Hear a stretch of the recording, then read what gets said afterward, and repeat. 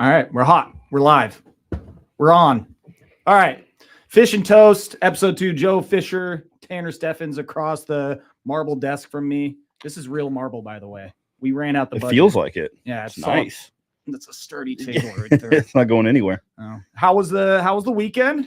The weekend was good. Yeah, I can't complain. Watched quite a bit of football, as you can imagine. I had a first in my football watching career. Was that at a wedding? Yes, watching football during a ceremony. So you were able to watch. Oh, you got you have your phone up or what? Did you have shout out to my brother-in-law, Matt, because he had it locked and ready. We sat next to each other at the ceremony, and he just had it down at the hip area. Yeah, exactly. Exactly. And we were just watching. We watched like the first couple of series of the Oregon State game. And it was very it was tough because I'd be looking down and I'd look back up the ceremony and then something happens. And I'm like, what the hell just happened? Right. The first down, you're like, well, how did that happen? Yeah, it was tough. And that ceremony ran long. One, as weddings do, ceremony didn't start on time. I think it started. I was going to ask that. I think it started at 12:30, not noon. And then it ran for 25 minutes, it seemed like. Solid ceremony. I'll give it to my cousin and her husband. It was a great ceremony, but it's a little long for me. Timing just did not work well, and then was able to catch the rest of the game throughout the day. But yeah, that is definitely a bucket list checked item right there. Watch a game while a wedding is going on. You see the TV commercials about it, and it actually happened. I've done it before. I'm not surprised. I've actually been watching the Oregon game. I think it was like Oregon, Montana. And we were out on the dance floor for Tyler and Tori's wedding out there. And I just had it like behind Alyssa while I'm like dancing. You have like your arms around. No, it was literally like I had a side. like a middle school dance. You just have the screen behind your head. Can you just kind of lean your head a little bit to the side for me, please? Yep. Yeah. So, I tried to get in as much football as I could over the weekend, and I think I did my best. But I would say that you probably eclipsed me as far as total viewing hours go. Probably. Yeah. I woke up at like 10:05 on Sunday. Oh, I was locked. I was ready for Red Zone. Scrambling to get Red Zone, get something pulled up, and I ran over to Spencer's and we watched Red Zone in its entirety. There you go. 7 hours of commercial-free football. That's baby. right. Yeah. No, I mean, we have to go back 5 days to Thursday. Your Texas State Bobcats. Eat 'em up, cats. Or should I say my Texas State Wildcats? You like how I immediately corrected myself in the text chain? And I was like, wait a second, this isn't right.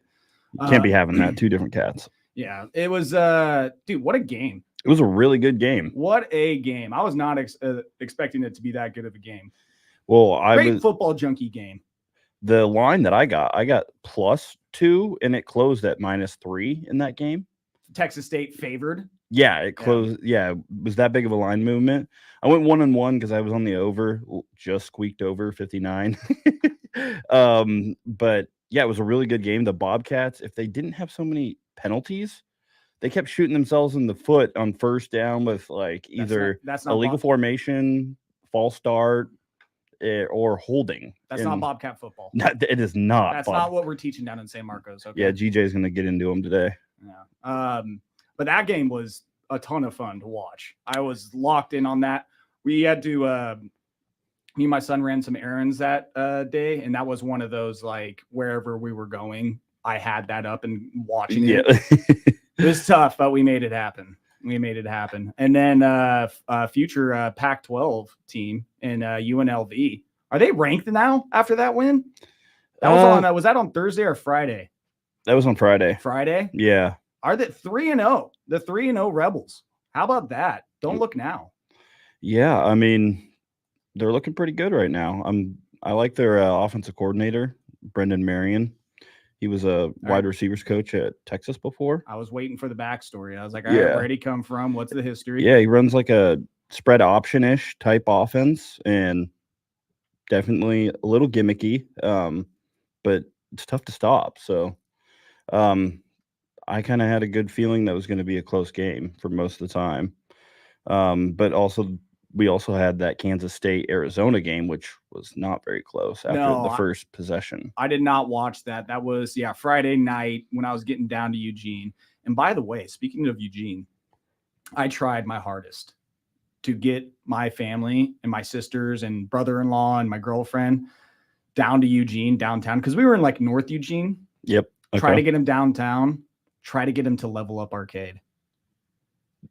What, they didn't want to go? It didn't happen. No. Oh. It was tough. It was 1 versus like 7 on this. It was a tough battle. I was trying my damnedest to get them to go to Level Up Arcade because I ended up telling them about the Irish breakfast. Oh, so good. Oh, I know. So good. That's why I try to tell them all. And as soon as I brought up the butterscotch schnapps, they were like, no, it's not happening. I mean, you wouldn't think that until you try. It's one of those things where you got to try it to respect it. So the Irish breakfast, for anybody listening out here, I don't know what other bars make it or what other bartenders know of the Irish breakfast. I'm sure you can get it pretty much everywhere. I hope if it's a regular thing, I'm going to start getting it more often. I don't know if like you go to most bars and you'd be like, hey, can I get an Irish breakfast? If they would know what it means, but they could make the drink, you know? It's key if they have the butterscotch schnapps. Yeah. Because then you get the Jameson with the butterscotch schnapps, you shoot that and then follow with the orange juice. And oh my God. That's breakfast right there. That is breakfast. That's all I need. That's all I need. Keep your Wheaties. I'll take the Irish breakfast, please. Don't need them. But that Friday night, I didn't catch any of those games because I was getting in and getting settled. But yeah, seeing Arizona just not even compete against Kansas State. I mean, what the hell happened there? Yeah, Avery Johnson, he can't throw very well. He just ran all over him, really. Oh, is that Sunshine? Yeah, Sunshine. Their quarterback? I do look back on Thursday, the other game that was going on. Did you see what happened with that game? Yes. 87-10. Yeah, I saw that. Fluff Bothwell. That's a real Sherwood Park Rose score right there. It's also first team all name, Fluff Bothwell. Fluff Bothwell. Fluff Bothwell. 7 carries, 143 yards, and 2 touchdowns. His name is Fluff. Fluff Bothwell. Yes. You know, I'm disappointed. I went through on my Sunday show some of the best names in college football that were out there. You didn't bring up that? I did not see Fluff Bothwell. Oh, dude, yeah. I saw like Mobility. Yeah, that one's good. Parker Titsworth. Yep. I want to say out of Ohio. What were some other ones? DeRealist Clark. That's a Key and Peele name. But in that game, did you see that the coaches agreed to stop it early? Rightfully so. 87-10. But do you know the people who actually bet on that? They got their bets voided. Oh my God. Because they stopped it a minute before, because they stopped it at 54, and most house rules are 55 minutes. Yeah, you got it right. I've seen that. They did that. So everyone who bet the South Alabama, they're like, oh, we got an easy win today. You know, like this is going to be great. All of a sudden, they just are like, well, we just got screwed. Like, so what minute mark did they stop it at? 54, a minute before. Like literally a minute before. It was like almost like the books were like, hey, you guys need to wrap this up pretty quick here. I'd love to meet the two guys out there. They're like, I got a good feeling on Northwestern State to cover this one, you guys. And they're watching that game like, oh my God, what the hell was I thinking? Like, that was a donation. Yeah, and then they get to the end of the game. Yes. Avoid the best case. God. That just cracked me up. I was like, no way. Because you don't see that happen very often. We're in FBS where they're like, let's call it early because the team's getting absolutely shellacked. Usually they're like, oh, we'll just run the ball out or something, you know. Both teams, they decide to do that. But bad. Not in this instance. No, I did not catch any Friday games. I did my bestest to catch whatever I could on Saturday. But with Saturday, did you know it was like the first weekend since 2004 where a top 25 team did not lose? I did not know that. Yeah. And I like that stat. Good little nuggie. Yeah. You like that nuggie loaded up? I do like that nug. Yeah, I want to say it was like something crazy like that, like 20 years or something. Since the last time all top 25 teams escaped the weekend unscathed. But this is kind of like the last week of the Patsy games in a sense, you know. The last of the preseason games before we start hitting the conference games. Yeah, and I should reiterate the statement because Arizona was a top 20 team. I want to say it was all top 25 teams that were favored. And Arizona should not be top 20. by the way. Yeah, no. That's not, yeah. Yeah, I gotta find that damn stat because it was something along the lines of there. But yeah, I mean, it's the last real weekend of games that don't mean a damn thing. I mean, for God's sakes, you had For some, Texas, UTSA, Ole Miss, Wake Forest, Tennessee putting up 70 against Kent State, Miami putting up 60 against Ball State. But the one game that I caught the tail end of is the LSU South Carolina game. No, it was, and I texted you about it on that day. I was like, "What the hell is going on in this Georgia Kentucky?" Oh game? my, dude, just the slop fest right there. Yes, 13-12. What the hell went down? I have a question for you about Georgia. Offensively, do you think that they have that difference maker? Do you think that they have anyone? So last year, Carson Beck had Lad McConkey, and then also had Brock Bowers. Right. Who's his goat? Like Dominic Levitt, I guess you could kind of say, but his stats and what he's put up does not show that that's someone explosive that I can go to. Yeah. Other than that running game and that defense, like I'm trying to figure out who does Carson Beck go to in those situations? Well, and it even took, them in the second half of that Clemson game to really get going offensively. And then we're not going to count the Tennessee Tech game because whatever. So yeah, they are kind of missing that dude on the outside or even tight end, like you were saying, that who's going to like step up for them because they haven't had anyone yet. So like I've been watching and trying to figure out who they're going to go to. Obviously, Lovett's going to be their top guy, but teams can do stuff to take away your top guy. You got to have more than just that. And they're going to run the ball well because they usually do. Yeah, ETN solid. He still only had 79 yards on 19 carries. So Kentucky did a good job shutting that down. Brock Vandegrift still sucks. We know that. Yes. It's going to be that way the whole year. But Kentucky was up for that game and really made it tough on Georgia. A week after having what some were saying the worst loss in the Mark Stoops era. Oh yeah. Just followed up. They wanted him fired, and now they're like, "Oh, actually, he did pretty good this week." Was that the Statesman Courier or whatever? Like, this might be the worst loss, boys. Yeah, followed up. I don't know. This is great. Yeah, by almost upsetting the number one team in the nation. Yeah, as far as receiving for Georgia goes, 155 for Dominic Lovett so far this season. Arian Smith, 142. Nobody else has over 100 yards, and they're through 3 games already. Yeah, they're doing it with their defense like they usually do. Shocker. And then try to run the ball. They'll be able to outpower most people, but those top teams, they're not going to be able to do that. So because they play Tennessee, don't they? I want to say that they have 3 of their toughest games are all on the road this year. Their next game, they get a bye this week as well, and then they got to take on Alabama at Alabama. That'll be really good. Later in the season, they got to go to Texas and also Ole Miss. They'll be at home versus Tennessee later in the year, but yeah, it's probably their biggest home game then. Yeah. Well, don't discount UMass on November 23rd. All right, they are feisty. The Minutemen. All right, yeah, they'll get you. Yeah, UMass. That's pretty bad. But yeah, I mean, I noticed that before the season. I was like, dude, Georgia's got 3 tough road games on their SEC slate, but their next one they get this week off, and they'll take off Alabama. Which Alabama, that'll be interesting to watch. We both kind of hit on that cover and the point total for Wisconsin under. And we kind of got lucky because Van Dyke got knocked out very early in that game. Yes, and he's done for the season. Do you see that? Oh my no. Yeah, Van Dyke out. Just out. He was on crutches on the sideline. I was like, ooh, that does not look good. And then yeah, it came out I think yesterday that he was out for the season. So I'm like, ooh, case. That's tough. So that Wisconsin offense is going to. I don't think they're going to be very good now. Dude, that's year 2 of Luke Fickell. Yep. And it is like last year they wanted to be a pass heavy team and then bailed on that like a game and a half in. Yeah, that was Phil Longo's thing, coming over with Drake May, and then he comes over, he's like, "Oh, I'm going to bring in Tyler Van Dyke. It's going to be great." And then 2 games in, didn't look very good, and then 3rd game hurt. You play Alabama, get hurt, you're done for the year. So it's back to the drawing board for them. Yeah, going to be another long season out at Camp Randall. Unfortunate. Hoping. hoping that. Yeah. And then, God, what other games happened that Well, we were talking about last week? Well, we were talking. Did you see any of that South Carolina LSU game? I heard it was crazy. I did not catch any of that. I mean, South Carolina did everything to blow that game. Like, just stupid ass penalties.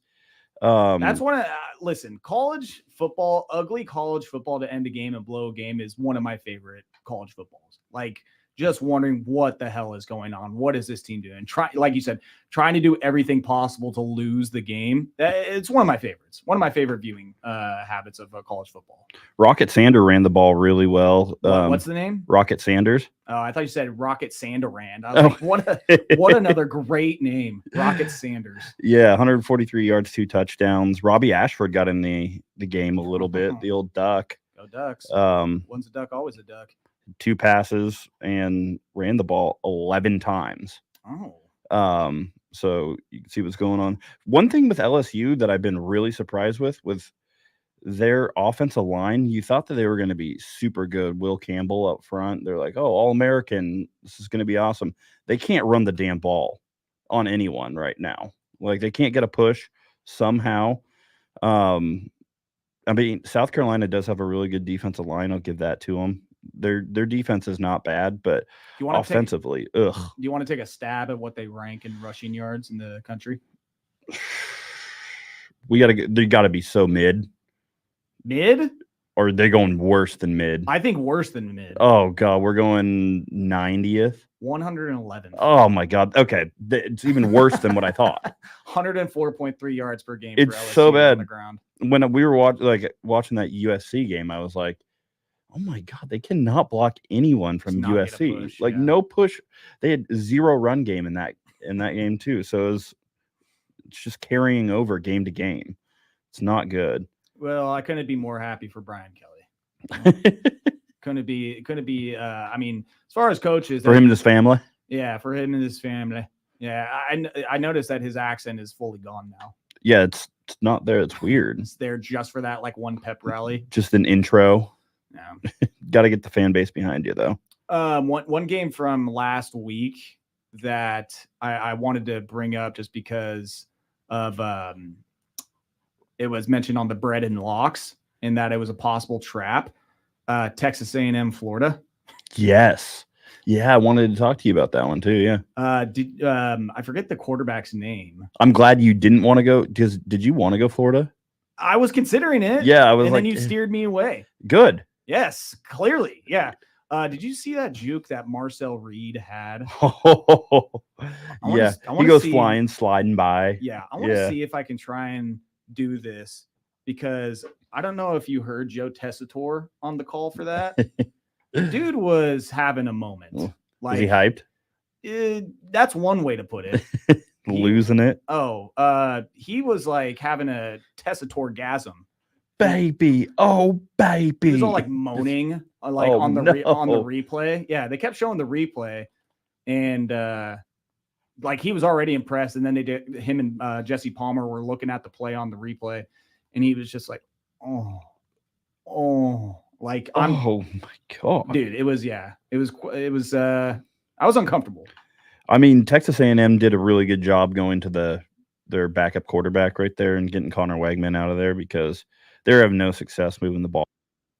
And Colin Klein's off designed for a running quarterback, basically. He had Avery Johnson last year. Colin Klein, is he the offensive coordinator at Texas A&M? Yep. Oh, wow. He just moved over this year. Go K-State, baby. Yeah. So someone in this room might have been a K-State fan at one point. Yeah, right. I think I still have that shirt. The Wildcats? Let's go. And then immediately stopped rooting for them after the Fiesta Bowl. Yeah, just terrible. Probably the right choice. All right, let me see if I can get this working, if this will happen for us. Can you hear that? Yep. All right.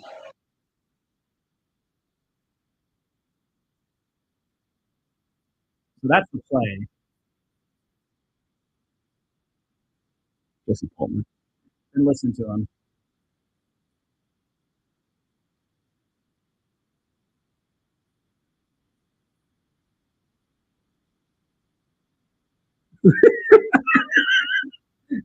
Just 3. Oh,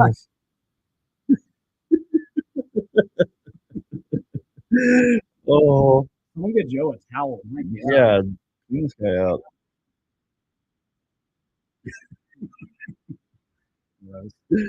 Oh, that's funny. So Joe Tessitore, very impressed with Marcel Reed's juke. Very much so. I mean, Florida did a bad job at going back to Graham Mertz too. They should have kept with DJ Lagway. See, that's why they didn't cover. That's Yeah. they should have just kept him in there. There it is. Elijah Badger had a decent game though, the old Sun Devil. Yeah, Billy Napier was saying he's like, I would have booed myself too.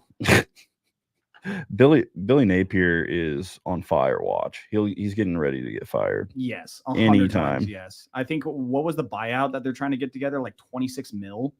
Well, I think weren't they going to get a new AD too? They should get a lot of new things. They should reconsider a lot of things going in there. You know what sucks about Florida is I actually do like their stadium. Like I do kind of the swamp's awesome. Yeah, I kind of like Florida as a team. Like I like it when they're good. This is just sad. I mean, really, the whole state of Florida college football right now is just sad. Yeah, they're being held up by the USF Bulls right now. Well, USF Bulls, come on. They're on the upward, baby. Did they get a win this weekend? No. Oh. No, but they're on the upward. They'll get there. You know. They'll get there. They're playing Miami this week, though. Oh boy. Upset watch? South Florida. I don't think South Florida's upsetting Miami. Oh, watch out, maybe. Maybe just maybe. Listen, maybe a little sprinkle. I think everybody in this geographical area of the country would like to see Miami get upset. And after the first few weeks, I don't know. Miami looks different. They leapfrogged the Ducks in the AP poll. I'm not worried about any of these rankings or leaping anyone right now. I'm real worried. I wake up in the middle of the night with a cold sweat. Really gets me. Yeah. Yeah, I'm not worried about that at all. I mean, they do look good. Cam Ward looks really good right now. He's probably is he 1 or 2 up there for the Heisman right now? Or is that Quinn Ewers? Quinn Ewers should be 1 unless he keeps missing games. God, I don't even know who 2 would be at this point. By the way, him missing this week, they planned that like preseason. I bet. We're going to go and get arch time. Like, I'm not buying into this guy's got an ab strain. Oh, that's classic. That's a classic non-injury right there. Yeah, like back spasms. Yeah, it's a bunch of bullshit is what it is. Yeah, back spasms. That's that's what it is. Heisman Trophy odds. Yeah, actually, Cam Ward is number 1. Yeah, so according to DraftKings at plus 550. Yeah, I mean, the numbers he's putting up are awesome. I just want to see if they can sustain this over a certain amount of time. I mean, that's how I feel with most teams, though, right now, because it's such a small sample size. You gonna go snag some Arch Manning Heisman odds at plus 2,000? I mean, what's that? Is he gonna play one full game? Hey, he looked good. I guess against the Roadrunners, they started putting him up there because they're like, oh, this Quinn Ewers might actually be hurt. Who knows how long he's gonna be out? That's not Arch Manning, by the way. That's not a Manning. A Manning doesn't run like that. No. Is Cooper Black? Well, I mean, Cooper was the wide receiver. That's true. He was the faster, I think, of all the Mannings. So yeah, if Cooper, I would believe that if Cooper, obviously being a wide receiver, but maybe they have a different dad or a different mom because a white Manning is not supposed to run like that. Yeah, I couldn't tell if he was really fast or they were really slow. Probably both. So, I mean, it was UTSA, but still, probably their ones. Plus 2,800 for Arch Manning. Go and lay down some scratch. No, not a chance. Go lay a couple bones on that. That's just a donation. Might as well. Yeah. All right. What else happened in college football? Oh, we had the Apple Cup. Oh, we did have the Apple Cup. I feel like it's only right to end locally with the Civil War and the Apple Cup, the rivalry games that took place. Dude, Mateer is John Mateer's fun. What a baller. He can't really throw very well, but he can run. No, but I like it. Yeah. Like there's something about it. Like when he throws the ball, I'm like, man, that is unconventional, but give me more. It's a more Washington State quarterback right there. Dude, just a That's gunslinger. A Washington. Yeah. Absolutely love it. I mean, he leads the team in carries and rushing yards. So yeah. Classic. He's Classic Wazoo legendary quarterback where he can do it all, leads to a win in the Apple Cup. I mean, good for the Cougs. Solid weekend when you get a Ducks win in the Civil War, and then the Cougs get a win against the Huskies in the Apple Cup. You can't ask for much more. No, And Chris Hudson over playing for Washington State. I saw that. He's the number 1 over there. Mario Cristobal's most hated former Yeah, player. Right. He ripped his headset off and just Oh. started reaming him on the side. God, That was ridiculous. took it like a man, though. That's true. He took it like a man. I don't know what to think of this Washington team, though. Like, I'm not gonna lie, that was a great game, and Will Rogers and Gabe Jackson were absolute ballers in that game. Will Rogers is good. He can sling the ball around. Like, Yeah, it's a perfect system for him, like Jed Fisch stuff. It's really good. Jonah Coleman's pretty dang good, too. That guy's jacked. yeah. He's like 230 pounds. He's something like thick. Yeah, he is a thick boy. Giles Jackson, he gave us fits last year. Giles Jackson, excuse me. Yeah, I say Gabe Jackson. Giles Jackson gave us fits. He was. Did we go to school with a Gabe Jackson? Gabe I smoked pot with a Johnny Hopkins. Sam Jackson. Sam Jackson. That'd be cool. Giles Jackson was juking Jaleel Florence out of his shoes last year. Just running halfback angle. Had Joe Tessitore having a moment again. Yeah. Oh. And he scored against us last year when we were in Seattle. I remember that game. I was pretty pissed, but he was good because I think Giles Jackson was at Michigan before he was at Washington. Is this the kid that transferred? And I'm trying to think of, like, he shouldn't have played last year. He had some off-field issues. I could be thinking of another Washington player. I think it was like one of the backup running backs or something that they had last year. All those guys are thugs. Yes, thugs up there in Seattle. Yeah, Oregon wouldn't have any bad apples at all. I want to do that. Hey, at least we're not like Georgia and get a speeding violation every other week or I mean, sort of. It just happened. Another one just happened. Yeah. Georgia player getting a ticket. Yep. It just happened. Every 5 seconds, a Georgia every 5 seconds. Yeah. But Washington, I don't know what to make of them because they could have won that game. I mean, they were right there at the end. By the way, why are you running an option to the short side of the field? Yeah. Catching them off guard. Yeah, no. Clearly didn't work. Clearly didn't catch him off guard. I was at Jed Fisch. He's like, well, what if it did work? Oh, you dude. know? Like, that play could have worked. What if it worked? Then we're talking a win. Yeah, Jed Fisch, his response today, I think it was, about that game.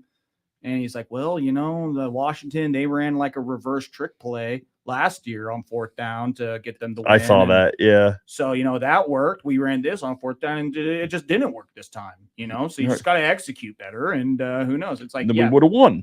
But it was a shit play call, dog. Yeah. Like, what are you doing?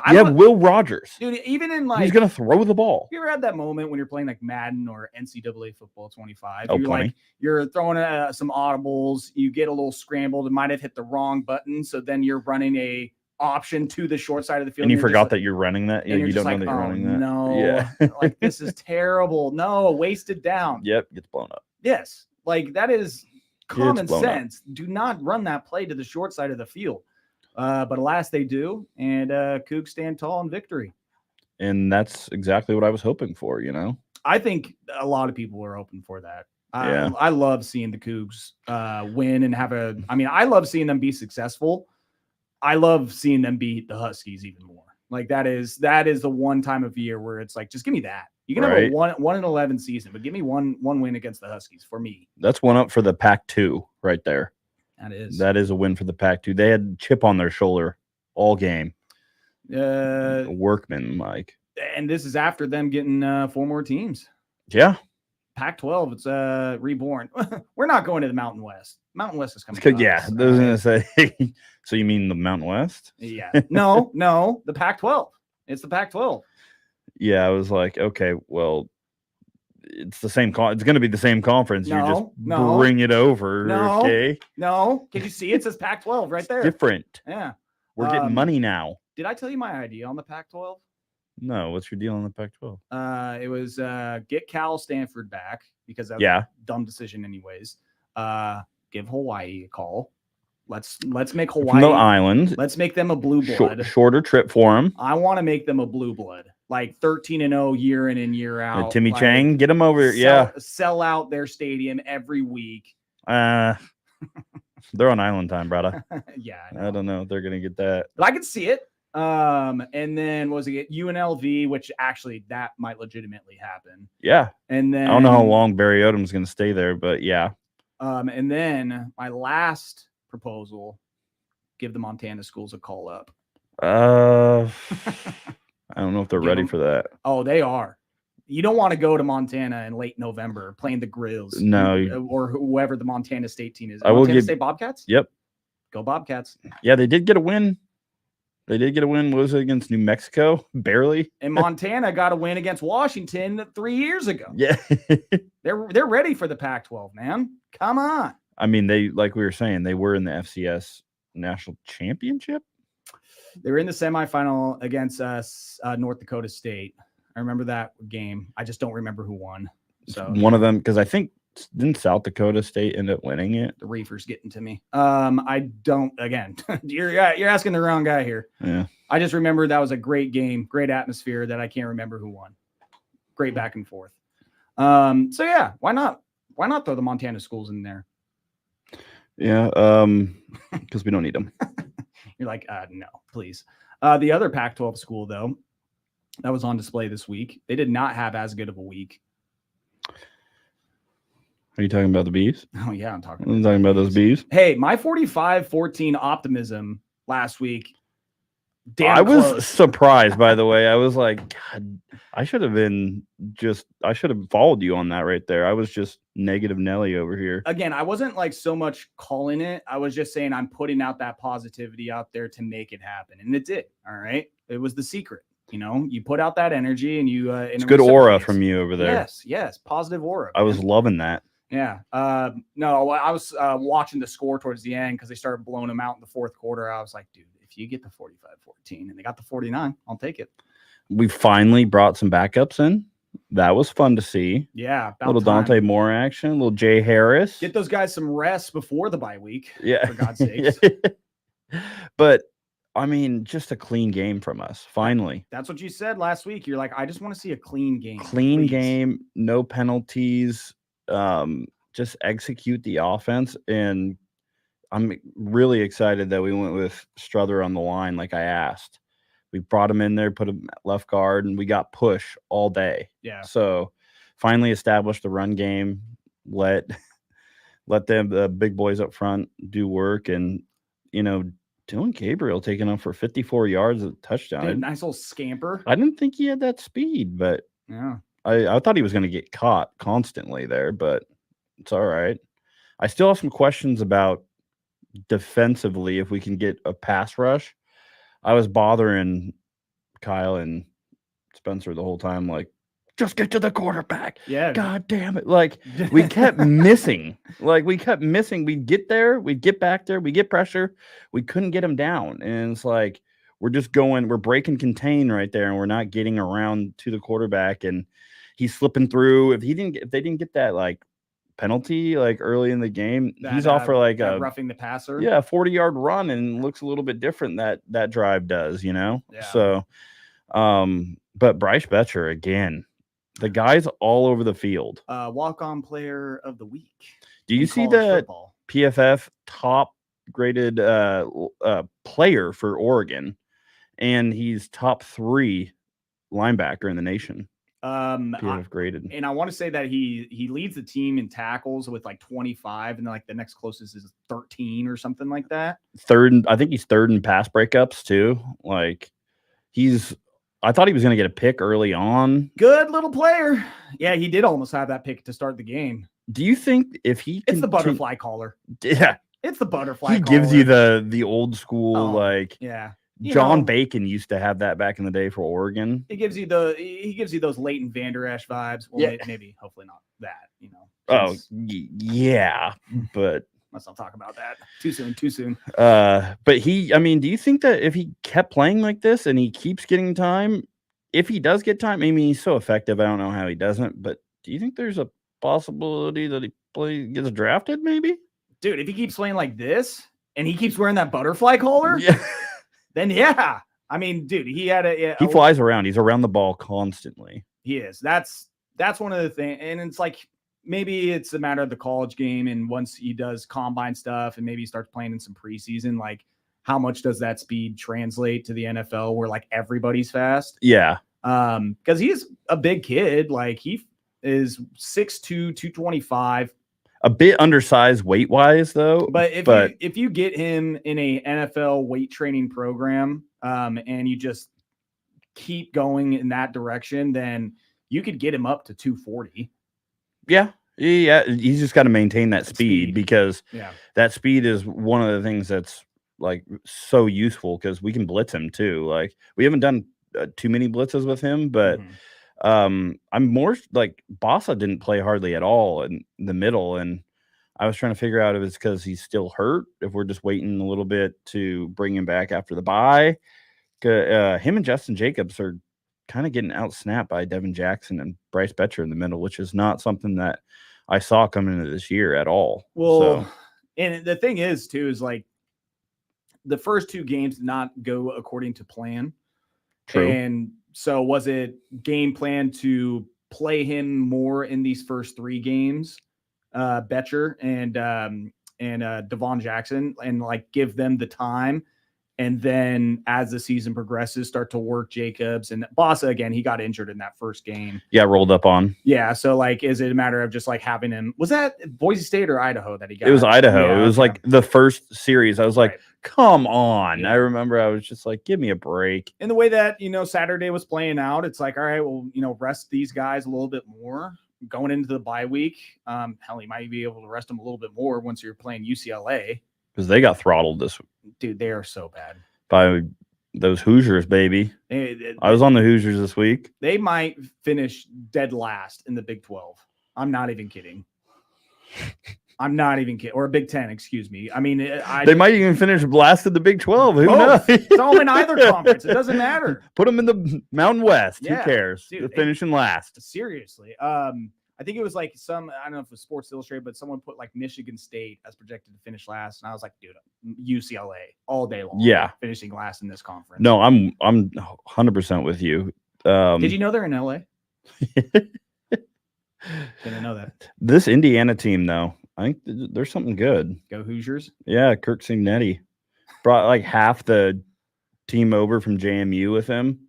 This guy's a James Madison kid, huh? Oh, yeah. He was the head coach there. And he has some funny facial expressions. Oh, God. Like they were up like 40 points. What's his name? Kirk Cignetti. Kurt Cignetti. Cignetti, yeah. Dude, football name. His presser, his Big Ten presser, like his intro was so funny. Oh, God. He was a character. Like he like stole the show next to Dan. But Cordis Rourke, who they brought over from Ohio, he's a really good player. He was an all-MAC quarterback, but he hasn't been able to stay healthy in years. Is this a real quote from him? I've never taken a backseat to anybody and don't plan on starting now. Purdue sucks, but so does Michigan and Ohio State. That would not surprise me. The guy is a wild card out there. Like, you don't know what you're going to get, but he was so mad. He got a penalty and they were at 40 points and he was losing it on the sideline. This was him being that was him being introduced during a timeout at an IU basketball game. He's like, we're playing with the big dogs. Like, he does not care. He's not taking a backseat to anyone, like he says. Go Hoosiers. Yeah, I really like them. I bet their win total over. No biggie. 5.5. 3. Made a couple bucks there. Not yet. They still need 3 more wins, but they're halfway there. Oh, you bet the win total. Yeah. Gotcha. Over 5.5. And we got 3. So we're getting close, baby. Oh, wow. All right. Does Oregon State play this weekend? Oh boy, they got Purdue. Yeah, this is going to be a good test to see where Purdue's actually at after getting just throttled. Yeah, that was yikes. That was one of those where I was like, hey, Purdue, they're going up against a top 15, top 20 team in Notre Dame. I was like, that's maybe a upset. No. The spread's 10. This could be close. No. Trap. Not a chance. That's in Corvallis. What is that? Saturday at 5:30 on the C-Dub. Did you see what Trent Bray said after the game too? Like, they didn't beat us. We beat ourselves. It was like, we didn't execute. We didn't, it was just, fundamental stuff, giving them a little bit too much cushion on the coverage. But yeah, he said it in so many words that it was, that they lost the game because of what they did, not because of what they did. Which is the Ducks, that is. Yeah, which is like, come on. I mean, you could not watch that game and be like, that's the same tier athlete on the field, you know? Yeah, I'm not buying that it was just because Oregon State played a bad game. No. I think it was just the Ducks were the better team out there and could do whatever they wanted offensively, it seemed like. So yeah, I mean, they did not get stopped here. No. Okay, so the championship in the FCS, sorry. From last year? Yes, it was we keep talking about it, so I figured we just figure out what the hell actually happened. What happened. Yeah, so Montana did play North Dakota State in the semifinals. Montana won 31-29. And then great game. Like I said, don't remember who won, but great game. South Dakota State in the semifinals played Albany, and the score was 59-0. So not even close. And then South Dakota State plays Montana for the championship, 1-2, and South Dakota State wins 23-3. And South Dakota State really just showed how dominant they were last year. So God, that semifinal game between Montana and what was it, North Dakota State? So good. That was the actual championship game, right? My God, that's what it felt like. All right, so Ducks bye week, Beavers bye week Purdue coming up. Yeah, but they'll have Purdue next. And then as far as we can do a little preview next week, coming up on Thursday. Yeah. Well, I'll be live from Scottsdale. Ooh. Should I do the podcast from the cabana, the poolside cabana? Yes. With a little drink by my side. I think everyone wants to see that. No, you do not. You do not want to see that. I'm jealous though. That sounds like a good time. I don't know. I'm stoked for it. A little bit of work stuff for a couple days, but gonna get some golf in. Are you gonna play with Sam? Yeah. I'll be hooking up with our boy Sam on. I'm going to his place and staying Friday through Sunday. So getting there tomorrow, staying in Scottsdale for the next couple of days at a resort down there, and then going to go to Chandler where Sam lives and stay with him for a couple of days. But we'll be playing golf with him. I'm nervous. The swing has been in a disarray for the last couple months. I do not know what to expect. I'm hoping I can get out to the range at the resort on Thursday night or something. You need a little something before you go out there. You can't go cold turkey. Oh, dude, I tried to squeeze it in last night and just timing did not work out. I had too many things to do. I had it in the trunk filled with the clubs and was ready to go. Couldn't make it happen. So I'm not happy. I'm nervous.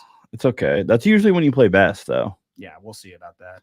Hopefully. Yeah, speaking of which, I need to refill up my bag with some more golf balls because I'll be losing them. Yep, that's me like almost every single round. So all right, you want to bounce over to the NFL? Yeah, let's talk some NFL.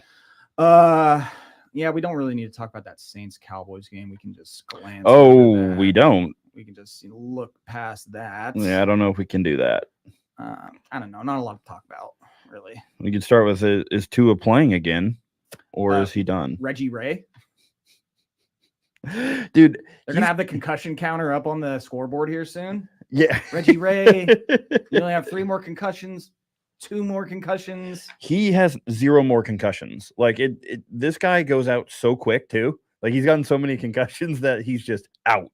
Like he gets hit a little bit in the head and he's got no chin anymore. Well, what after this happened, revisionist history, but I was just like, we really only needed to see 1 season of him not getting injured, nothing happening for the Dolphins to be like, all right, let's give him $230 million or whatever the hell his contract is. He's the franchise. Yeah. You don't did that not come up at all during negotiations and trying to give him his long-term deal? Like, okay, well, what if this happens again? Like, should we be investing in this? We'll put a clause or some sort of stipulation in there. Be like, hey, if you don't play a certain amount of games or if you get a certain amount of concussions and you can't play anymore, this is like a cutoff. Like there's no protection for, it's supposed to be protection for the player. So, well, of course, I'm sure his agent did a good job there. They already are starting to write articles about if he retires, what happens to his contract. I'm sure CBS Sports has it. MarketWatch.com, a damn stock website, is all over this.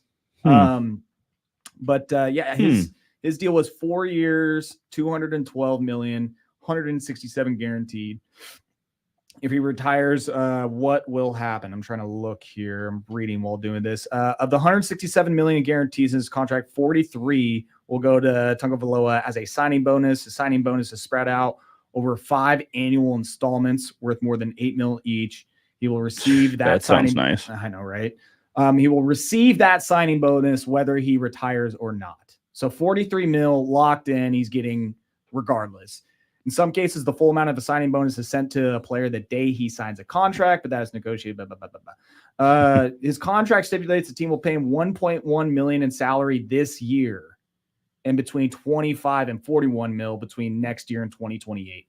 If he retires, what happens to the remaining 124 million will depend on whether he is forced to retire or simply wants to. So concussions is forced. Is that? Or is that want to? Because is that the doctor forcing you to quit? Or is this you being like, hey, stop the damn fight. I'm done. Yeah. If he's medically forced to retirement, he has a right to collect the 124 million remaining. So like what? Yeah. Is it a doctor that has to come in and say no, he's not allowed to play? You literally can't do this anymore. You're going to have complete brain dead. You're going to be brain dead. Yeah. I mean, what good is that 124 million at that point? Yeah. Yeah, that would be crazy to see like that happen. A doctor, like multiple doctors step in and be like, yeah, no, he can't do this again. Like if he does, we are medically forcing him to retire. Yeah. I mean, give it to Josh Allen and the Bills. They played a good game regardless of what happened to Tua that night. Well, and Tua did, before that, did 3 not picks. Play a game. 3 picks. Yeah, he did not play well. He looked like he was playing with a concussion. Yeah, so exactly. Should have got checked before the game, possibly. Yeah. They definitely ran quite a few. They had like, what is this? 1, 2, 3, 4, 6, 7 different ball carriers during that game for Miami. So they were spreading it around. Yeah. And then Devon Achane was also their top receiver with 7 receptions. So the offense going through him right now, not doing a whole lot. I needed Waddle to get a little bit more for me. Yeah, he's been quiet the first couple of games. But Jonnu was easy. I had a little over 16.5 yards receiving. Dude, these player props, like you are a dog looking for these player props. You got to find the ones that are not like. I know, but how the hell are you just sitting there and you're just like, ooh, I should take a look at Jonnu Smith. Well, the Bills are terrible at covering tight ends in the middle of the field. Like the Bills just basically let it. If you look before Trey McBride, when they played Trey McBride was like their leading wide receiver for Arizona the week before. And you look here, Jonnu Smith had himself a nice game, 6 for 53. And so you just got to look. You just got to keep looking and see where teams are struggling and keep, and there's the one ones game though. But that's not the Bills always have struggled with the tight ends the last few years. Especially if Milano is hurt, and Milano's always hurt. Yeah, and he's been hurt. That's yeah. True. Yeah. He's the only one out there who's covering that part of the field. So, but I mean, that was a good win for the Bills. 2-0 start for the Bills, and we'll see where they go from there. Yeah, they're one of the 2-0 teams. Again, the Saints, they're 2-0. I don't know what happened that second win. I don't know what exactly happened there for them to get that second win. I'm spacing on it. I can't recall. That was surprising. Very surprising. It wasn't. I mean, when I saw it going down, I was just like, dude, of course they do this. Like, of course the Cowboys would let them score 35 points in that. It was a Green Bay game all over again. I did bet the Saints, but I didn't think it was going to be outright. Son of a bitch. Well, this is that, like you're saying, this is like what we see every year. Like Cowboys are so mentally weak. It's like they get punched in the mouth and they're just like, we're done. We're like, we're good here. We don't need to. Can we finish this game? Call it a night, please. I also can't, like you're saying, I can't tell if it's really that the Saints are really this good when the Saints are scoring on every drive this year. Yeah, literally 15 of 15. Like, it's unbelievable. Derek Carr is turned into a different quarterback all of a sudden. Like, I don't know what I'm seeing. Alvin Kamara is like going back a couple of years. He always should have been. Right. However you want to look at it. I think he's possessed right now. Little fun fact: do you know that Alvin Kamara has never had a 1,000-yard rushing season Till this year? It's looking like it. He's on the fantasy team. He's going to. He's on pace. He's on pace. Another 2-0 team who I brought this lineup last week and they covered, and not only covered, but they won outright. Oh, that's not the game I thought you were going to. Oh no, Bucks, baby. Oh, that is the one. Fire the cannon, yes. as Ben Long would say. Yeah. What the a Bucks. win. Dude, Baker Mayfield, that guy. That fucking guy. He just does it. That's another guy who had a juke that just probably, he said it was like his biggest juke he's ever had that just goes flying.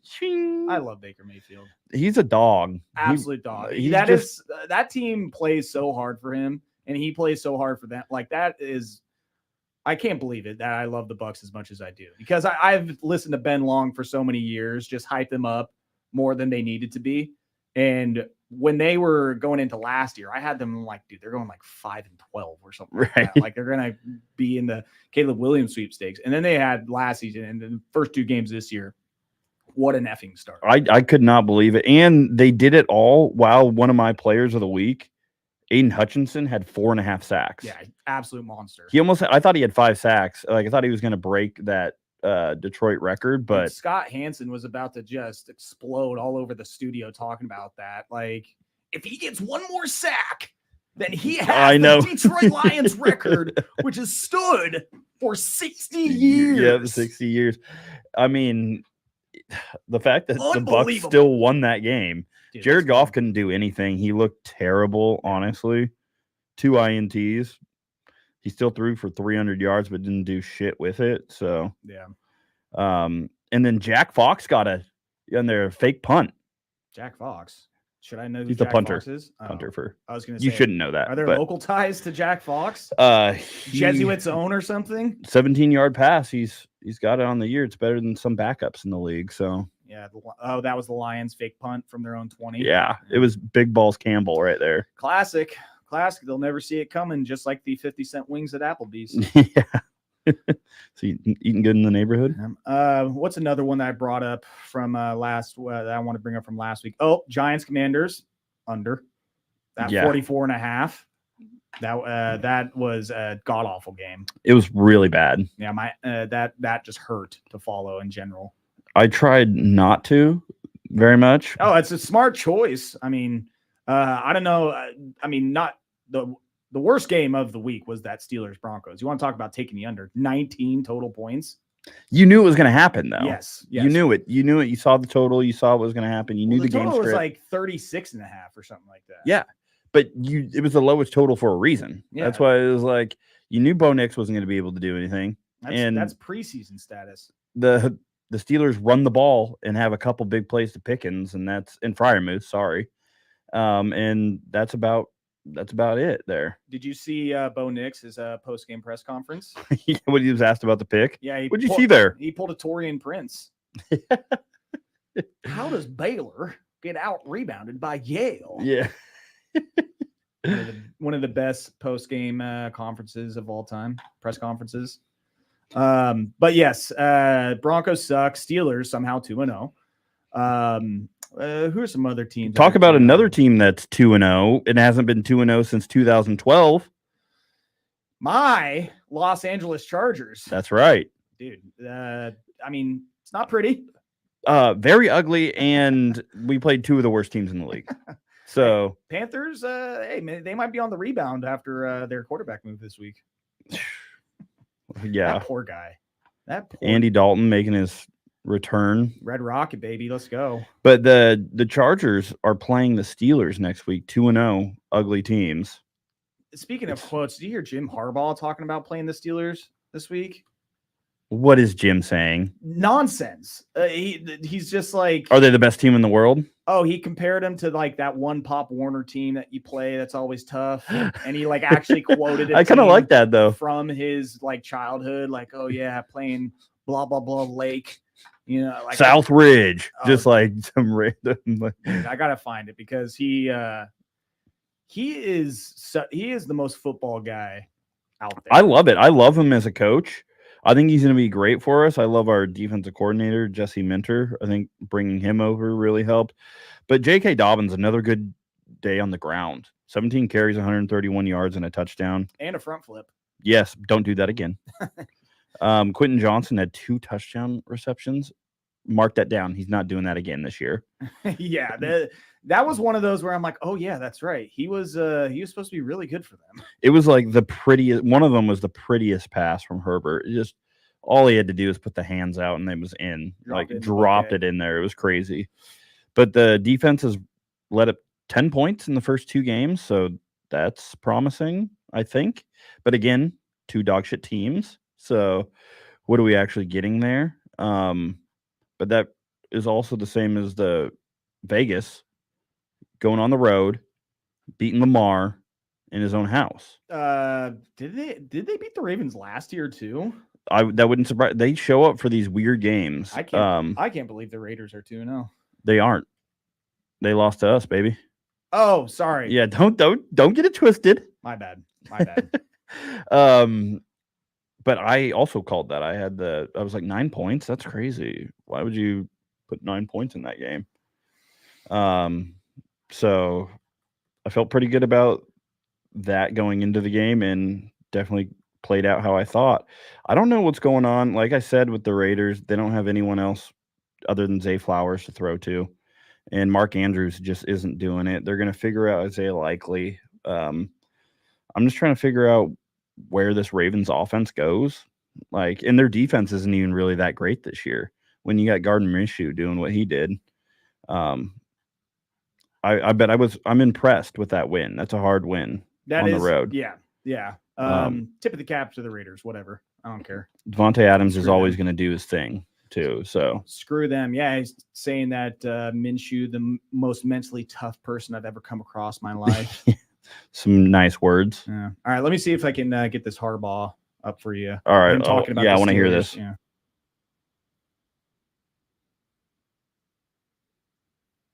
Bueller. Mm-hmm. Nothing. There we go. Oh, there we go.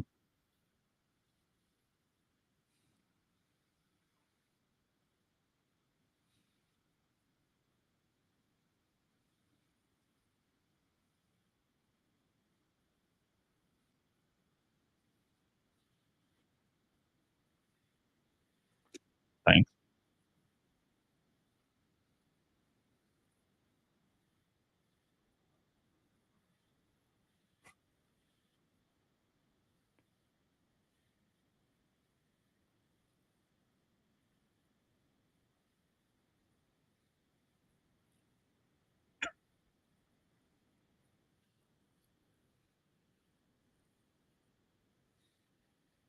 Thanks.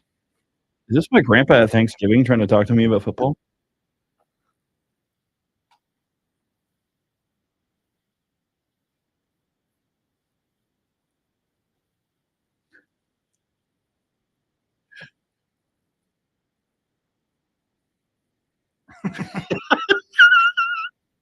Just off the rails. That's high praise. If you didn't know, that's high praise for the Steelers. Yeah, that Dexter team. Yeah. There's a bunch of dogs on that Dexter team. And he said something along the lines of just like, I just love football, guys. Like, I just love talking football with guys. Like, and then he seeks them out at parties and it's just, I just want to talk to guys about football. That's us right there. We need that soundbite right there. I love the guys who like football.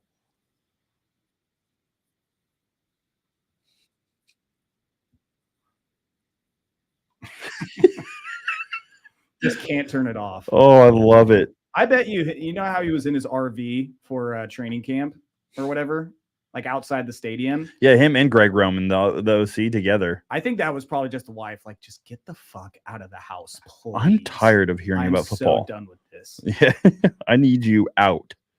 God. Which is, he is such a delight.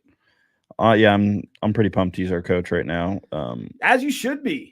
I'm jealous. So, I wish we had a head coach over in Dallas. We don't have one. Well, we don't. You got one. He's just we don't. Not the best. We don't. All right. So 2-0 teams. I'm going to read off some 2-0 teams to you. Buffalo Bills, New Orleans Saints, Vikings, Texans, Chargers, Seahawks, Steelers, Chiefs, Bucks. I feel like we can agree on a few of these teams, like Chiefs, Bills, and Texans. Legit teams. Legit 2-0. Yes, I agree on that. I will be betting. I've already bet against the Bills this week, which Who are they playing? love this. I love this bet. Who are they playing? They're playing the 0-2 Jacksonville Jaguars. Boy, Jacksonville starts 0-3. By the way, I just fixed my mic. Do you notice how buttery I sound now? You do sound buttery. I sound buttery. Yes, very much so. I'm glad I figured that out an hour in. Yeah, this is going to be a great spot for the Jags. Dear God, if Jacksonville finishes 0-3, that's not good. Because I had them winning the division, so if they'll be all right. They can turn it around. I have Jacksonville winning the division too, and it's not looking great. It's not looking great, but there's plenty of time to turn it around. Doug Peterson likes to do that. Nope, season's over. So Bills, Chiefs, Texans, we could probably bank on them being legit teams. Yeah. There is, I'd say, 3 teams that are 2-0. Oh, you mean the Vikings? I'm getting there because they're one of the 3 teams that are Sam Darnold led Vikings 2-0 right now. That it's like, is this for real? Like, are we buying this? Let's start with the Vikings because that was a damn good win against the 49ers. It was a really good win. Like, not expecting that at all. Kind of a tough spot for the Niners, like coming off Monday night game. I guess they just looked so good. And granted, it was at home, but I mean, they just looked so dominant. Flat in this game, not up. And then it's kind of like you play like a really good team to start out, and then you're like, God, I got to go on the road and go play. The Vikings. Oh, we got them. We'll take care of them. We just got to show up, right? Yeah. But this is National Football League. You can't do that. No, when you got a guy like Sam Darnold back there, it doesn't matter who's back there. It could be Jared Goff. Yeah, unreal that Sam Darnold and Derek Carr have been 2 of the best quarterbacks to start the NFL season. This has got to regress, right? This has got to go back to the mean of. This is what I'm saying. Like the Vikings and Saints are 2 2-0 teams. Like, are we actually believing that they're going to be contenders, or at least the Saints? Maybe their defense has always been pretty stout. But I thought their defense was going to be really bad this year, honestly, looking at what they lost and what they were doing. I really thought they were one of those teams that I was like, You're going to see a bit of a fall off. But, I mean, then I was like, Alvin Kamara, how much does he want to be in New Orleans? Like, is this team actually going to do something? They got Chris Olave, but who else? And Shaheed, this guy, all he does is catch bombs. Dude, that guy, and he's a wide receiver that wears number 22. Yeah. Yeah, gotta love that. Pretty cool. Taysom Hill's playing 8 positions on offense. Yeah, he does everything. Yeah. I mean, that guy's a Hall of Famer. I think I saw him snapping the ball once or twice. He definitely line him up at center. He was snapping it to himself and then punting it. Yeah, I mean, they've been really impressive. Can they keep it up? I don't know. Who do the Saints have this weekend? They're taking on the Eagles. After a tough Monday night game, dude, that suck fest on ESPN, dude. I really hate how much ESPN gargles Philadelphia. I mean, it's tough because they just got Jason Kelce on set now. It's been for years. They've been doing but this is even amplified even more now that Jason Kelce's on, and so he's rooting for them. They have a rooting interest during it. It seems like, dude, it is. They shouldn't have that, but oh my God. I do think it brings a little humor to the set having Jason Kelce, but him in Philly, just all that together was just a storm for Kirk Cousins to come blow up. I was telling you before the show about how Big Dom is becoming one of my least liked people in football. Yeah. I swear to God. If I have to see one more thing about Big Dom, they even had him in a pregame feature with him and Jason Kelce. A 30 for 30. Jason, dude. I want to be surprised. Dom. They're going to do a 30 for 30 on Big Dom, and I will lose my fucking mind when they do it. Seriously. Yeah. I swear to God. I hate everything about the Eagles. And when the Cowboys have a bad week and then seeing how the Eagles lost that game last night, dude, I could cut sheetrock with these things.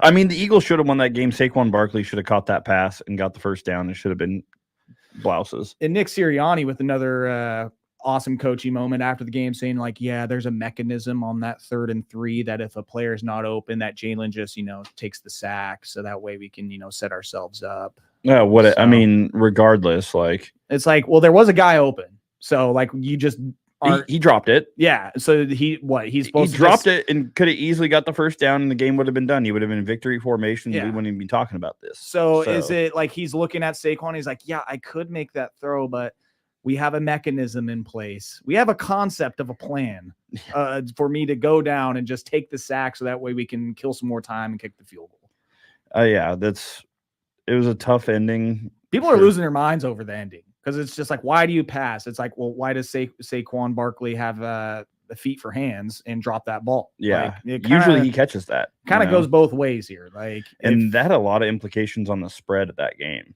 by the way. I don't know if you were paying attention at all. 5.5. I was gonna say it got bet up throughout the week. Yeah, went to Eagles, 5.5. That's made the Eagles have to settle for the field goal. Went up 6. Kirk Cousins stomps down. Ding, ding, ding. Eagles bettors thought that they were gonna. Yeah, he thought that they were gonna listening in on the play. And all of a sudden, Kirk Cousins. I mean, the Eagles have one of the worst secondaries. They're up there with the Commanders. How do you let Kirk Cousins go down in 30 seconds? Not like they're playing the most prevent defense I've ever seen. No one's within 20 yards. This is the easiest drive of all time. They could even run the ball and had time. Like, they scored so fast that they gave the Eagles even time. Yeah. It was like, that was a masterclass. And that's quite honestly why you pay someone like Kirk Cousins. Like, situation aside, like, oh, Kirk Cousins, you can't play in primetime. Like, yeah, that's why you pay for a quarterback that is that good to at least give your team a chance at the end of the game in those situations. Like, Desmond Ridder ain't doing that. No. He's throwing a pick on the first play of that possession, and then they're housing it, prime timing it to the end zone and covering that spread even more. Yeah, I don't know. Once, God, who went down? Someone went down and Cooper DeJean came in. Oh. And I was like, all right, well, we got 2 white DBs out there now, Blankenship and Cooper DeJean. Let's go. The tide is changing, baby. The whites are taking over the DB room. And how about this? This son of a bitch, Kyle, chiming in here.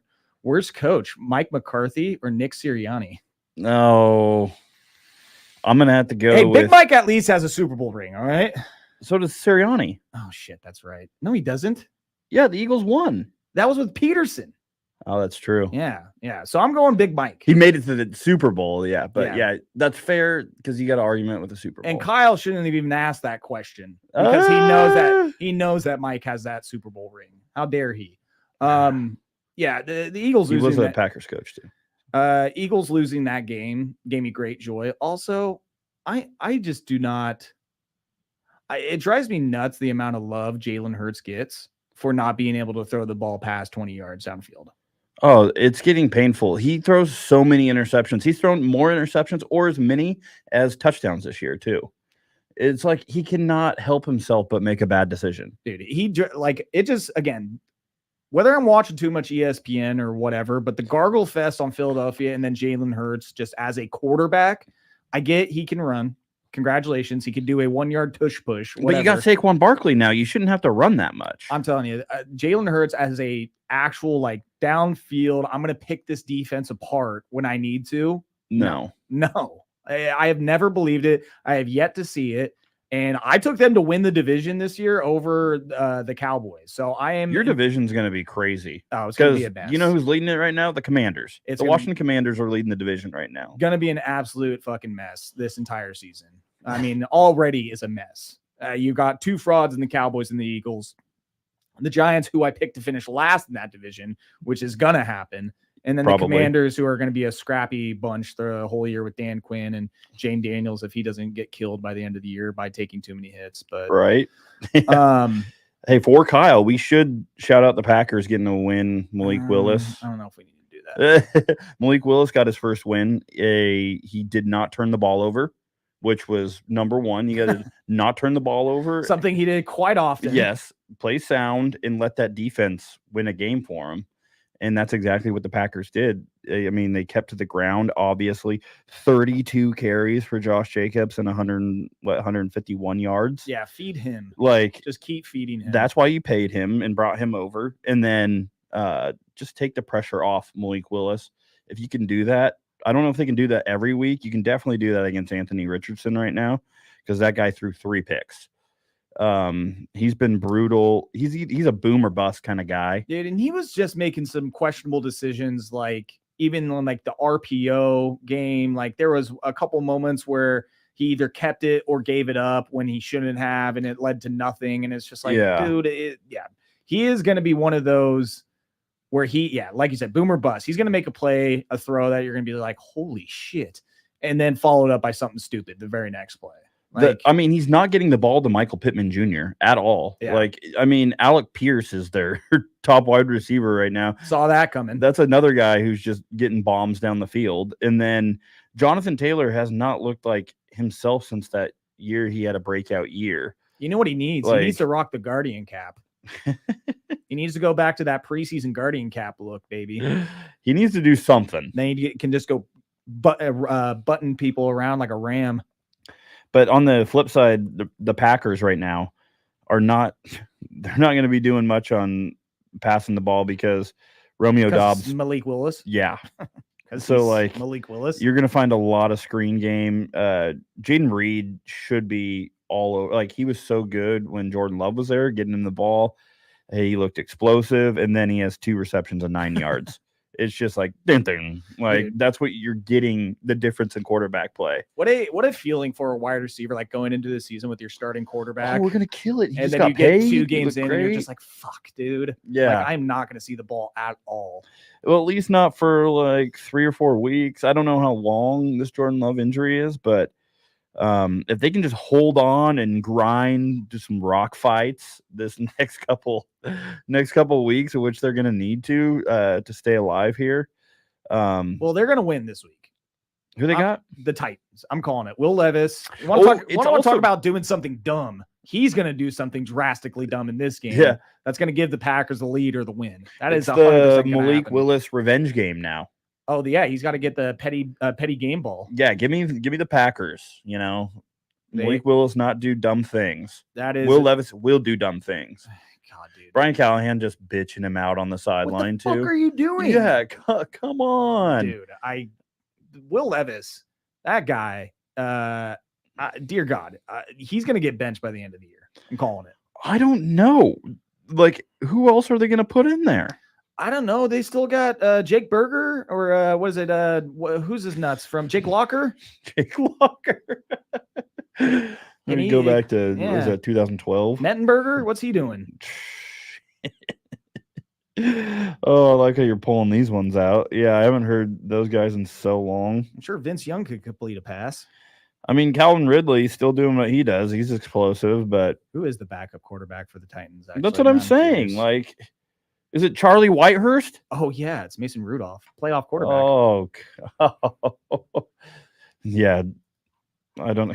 Remember when Myles Garrett almost killed him? Yeah, I was going to say Myles Garrett. Remember when he committed assault and nearly killed a man? Yeah. On the field? That was bad news. Oh, my God. Watching that. Dude, they need to get police out there or something. He's on a rampage. Oh, I wonder what he said to him. You know what he said. Yeah. You know what he said. Oh. There was a certain word that started with the letter N, I'm sure, that got thrown out there. Naysayer. Let a naysayer know. Let a naysayer know. He let him know. Yeah. Eat the crown of this helmet, bitch. I do think that the Packers will beat up the Titans, though. It's a revenge game, and that's what's going to happen. Yeah, give me Packers on that. Give me some Packers on there. Oh, you want the Packers, huh? Yeah, straight up, baby. Yeah. Straight up. And in fact, because of time constraints, give me some bread and lox, baby. Ooh, okay. I want to shave off some of that salmon, put it on some bread, a little cream cheese, maybe a little dill on there, some capers. Well, I'll give you one that I have locked in for college right now. Okay. I'll take you to that. And it's going to be ugly because... Is it South Alabama again? No, it's going to bring you to the Kent State game. And Kent State travels to Penn State. Oh, boy. This and is a bloodbath, isn't it? I've locked in the over in this game, 55.5 right now. Over of 55.5. Yes. And why in God's name are you going with the over for Penn State, Kent State? So Kenny Burns is the head coach for Kent State. He's had a real rough year. He just got 71 put up on him. He lost to an FCS school, St. Francis. School for the Blind. Yeah, St. Francis is 1-2 in the FCS, by the way, and they beat Kent State. So if that tells you anything. Right now, Kent State is 4-15-1 as a road dog. Kent State is giving up 7 yards a rush. Jesus. Leaking like a sieve. And James Franklin loves running up the scores on these teams. James Franklin is 12-3 to the over in non-conference games when favored by 20 points or more. That's just pure petty, James. And spread of 31 or more, he's a perfect 6-0. And when he's a massive favorite, he likes to score points. 48.5. So I'm telling you right now, you're take the spread too. You might as well almost at that, because I don't know if Kent State contributes a whole lot. Maybe 3. I mean, 7 would be, things would get weird if they got 7. But this is another one where I'm like, all right, they're going to name their score and they're not going to stop scoring, because they are pissed off from that Bowling Green game, because they had a whole week to stew on that game because they had a bye week and they're coming out of the bye week. Kent State cannot stop the rush at all. So, I mean, right now you're going to have Katron Allen, and they have a good running back room at Penn State. Yes. So they're just going to run down their throat. They got some horses.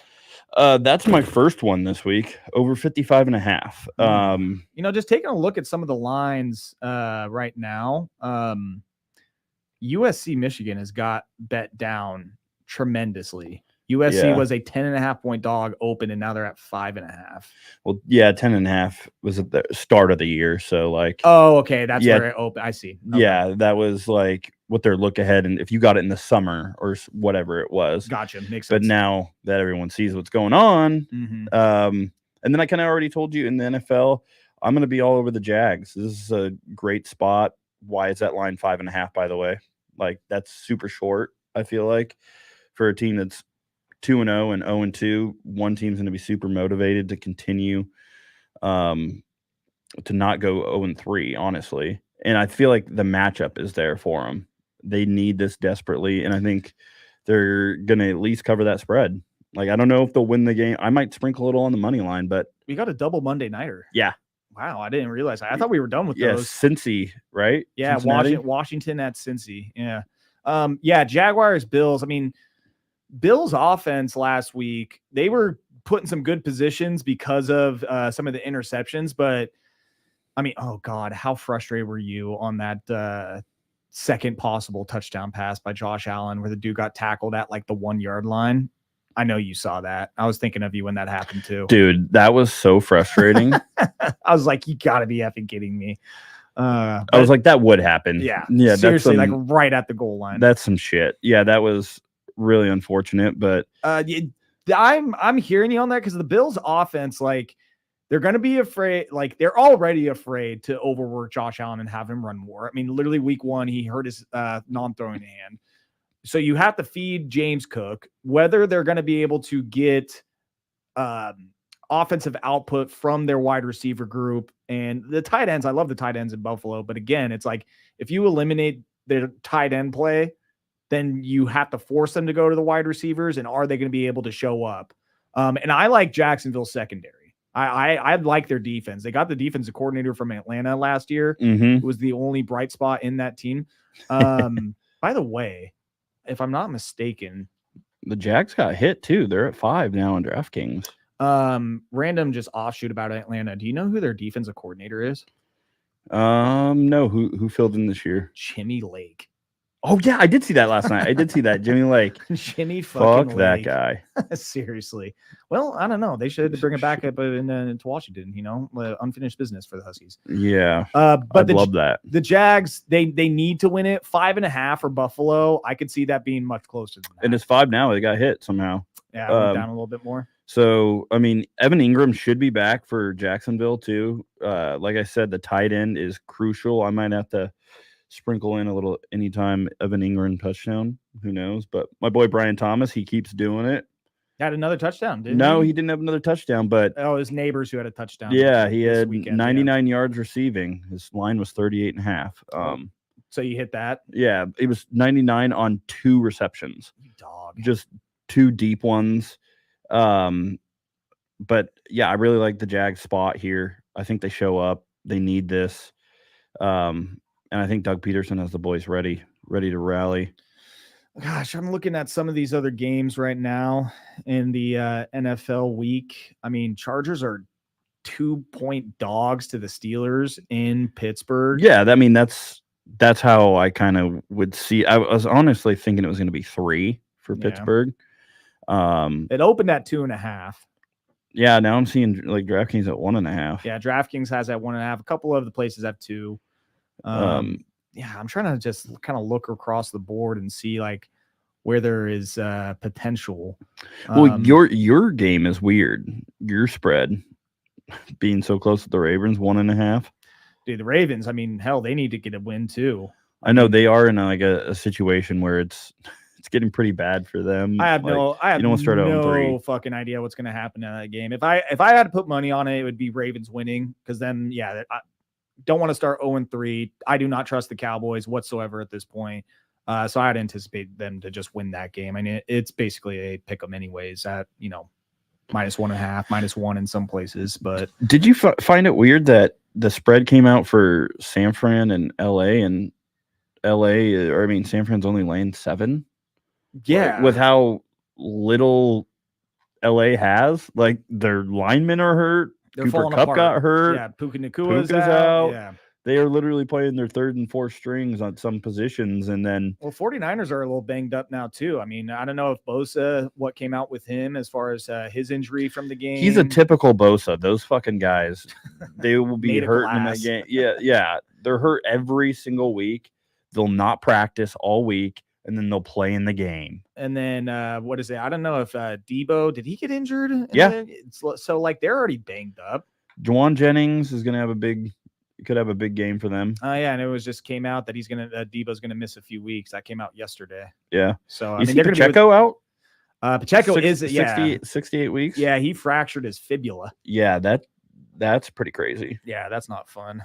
And then I mean, as far as like the 49ers go, they're banged up.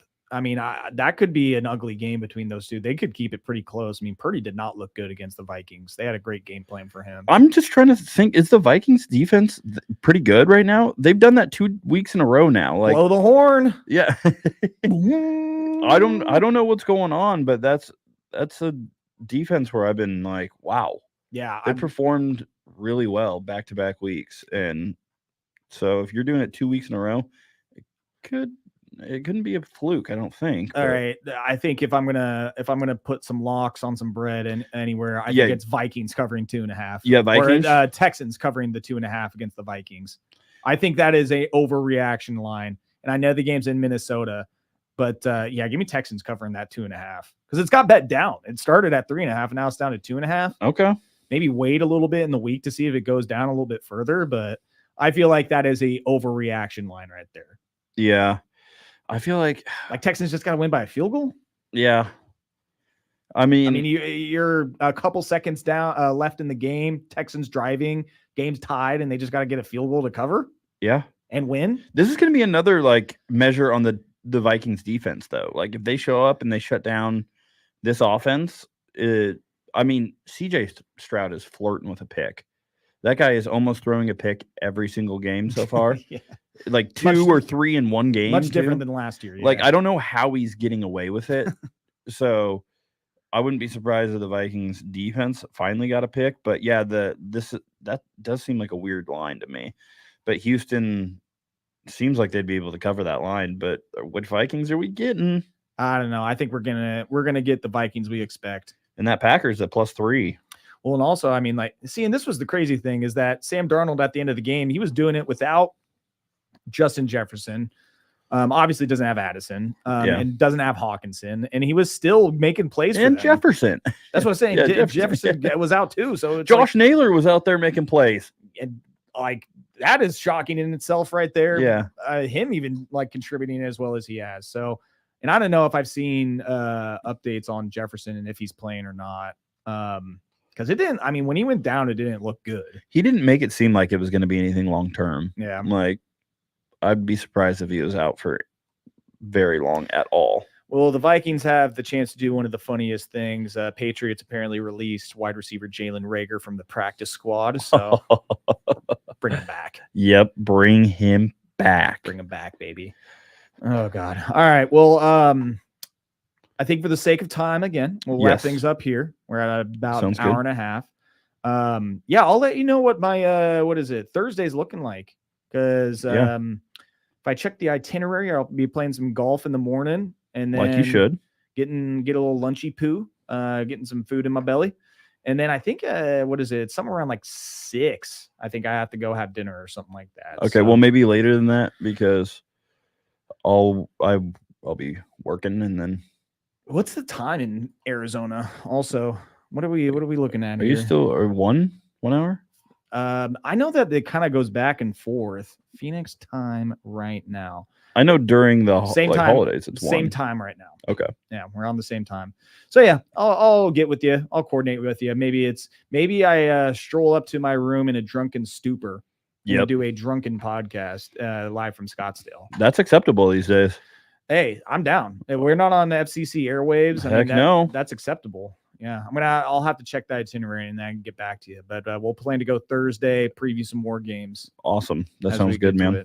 All right, Fish and Toast, episode number 2 in the bag. Thank you as always, sir. Appreciate your insight, your knowledge, you knowing everything there is to know about random schools like James Madison and Kent State. Of course. Absolutely love it. Here to talk ball, baby. All right, we will catch you all next episode. Fish and Toast, episode 3 coming up. Thanks, y'all.